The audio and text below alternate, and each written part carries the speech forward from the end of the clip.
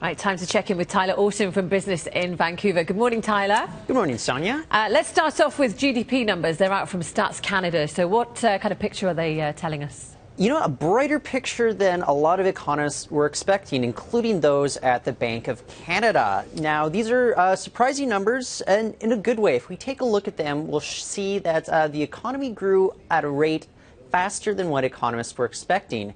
In December, it went up 0.2%. In the fourth quarter, it grew at an annualized pace of 0.8%. Now, that's still a big dip from the annualized pace going on in the third quarter when it grew 2.4%. Overall, we have all of 2015 data to look at this point, and we can see that the economy grew 1.2% last year. That's compared with 2.5% in 2014. So remember, of course, we did have that recession going on in the first half of the year where the economy shrank for 2 consecutive quarters. So all the growth that we're seeing right now, this 1.2% growth for 2015, it's all coming in the last half of the year. So we may have some momentum carrying on with us into 2016 to kick off the year. Of course, energy prices are starting to stabilize. I was going to say, what does it really mean for us, like the average Canadian here, especially BC? Yeah, and here's the big story to tell here is that if we look at what's going on with the Canadian dollar, we're actually not having that many exports going on. So it's a little bit tougher on the average business if they can't get those products exported out of the country. Because the big problem here is even though the Canadian dollar is going down, so are a lot of other currencies. So there's more competition going to the U.S. And that's why our economy is just kind of limping along a little bit right now at this just 0.8% annualized pace of growth for that fourth quarter. Okay, Tyler, also want to talk to you about, well, we know Justin Trudeau is in town, our Prime Minister, for the Globe 2016 summit that is kicking off.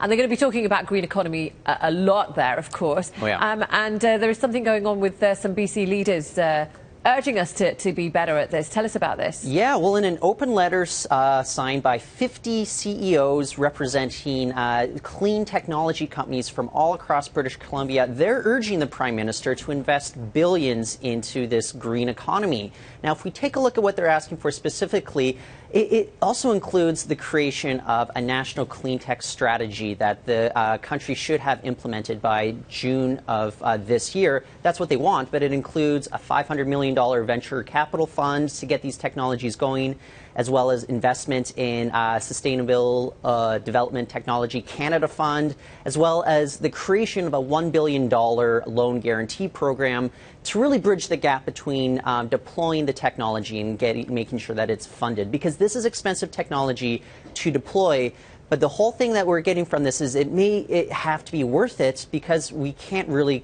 continue polluting the earth as it is. There's a lot of momentum being carried into the summit because, of course, the Paris Climate Agreement was signed at the very end of last year. So we'll be waiting for what Prime Minister Trudeau has to say during his speech tomorrow. A lot of people are hanging a lot of hopes on this industry and what he's going to be pursuing because, of course, it seems as if this government is much more invested in the so-called, green economy than their predecessors. All right, Tyler, have a great day. Thank you so much for filling in all the blanks for us on those stories. Thank you. Thank you.